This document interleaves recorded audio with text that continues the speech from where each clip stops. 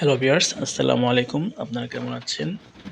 শীতকালে কিভাবে কবুতরকে ভালো রাখবেন এই বিষয়ে কিছু কথা বলবো। শীতকালে কবুতরের যেটা বেশি সমস্যা সেটা হলো ঠান্ডাজনিত রোগ।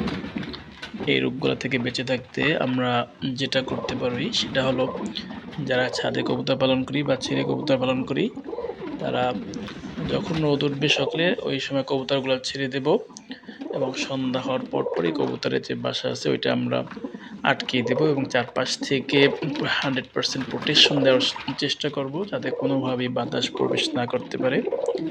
এইটা মেনটেন করলে ইনশাল্লাহ আপনাদের কবুতর ম্যাক্সিমাম ক্ষেত্রে ভালো থাকবে। শীতকালে কবুতরের আর যে প্রবলেমগুলো হয় তার মধ্যে রয়েছে পানিবাহিত কিছু রোগ হয়।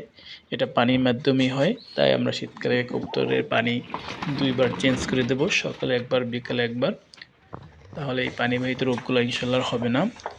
আর শীতকালে কবুতরের খাবারের মেনুতে একটু চেঞ্জ করতে হবে।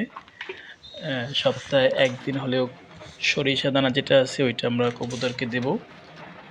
কারণ শীতকালে ম্যাক্সিমাম কবুতরগুলাই একটু ঝিমঝিম অবস্থায় থাকে, একটু ঠান্ডা, ঠান্ডা থাকে।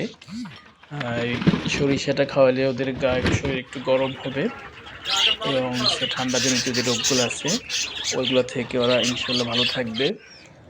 আর অন্যান্য পুষ্টি খাবারগুলো সপ্তাহে ১ দিন বা ২ দিন আমরা দেব।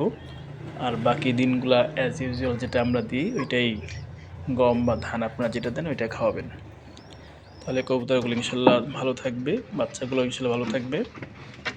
আর আমাদের অনেকেরই ভুল ধারণা যে শীতকালে কবুতরকে গোসল করাইলে ঠান্ডা লাগবে।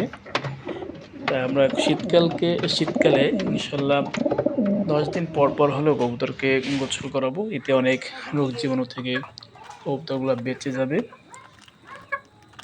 আর আমরা কবুতরকে যে ভিটামিনের কোর্স করাই এটা শীতকালে করানোই বেটার।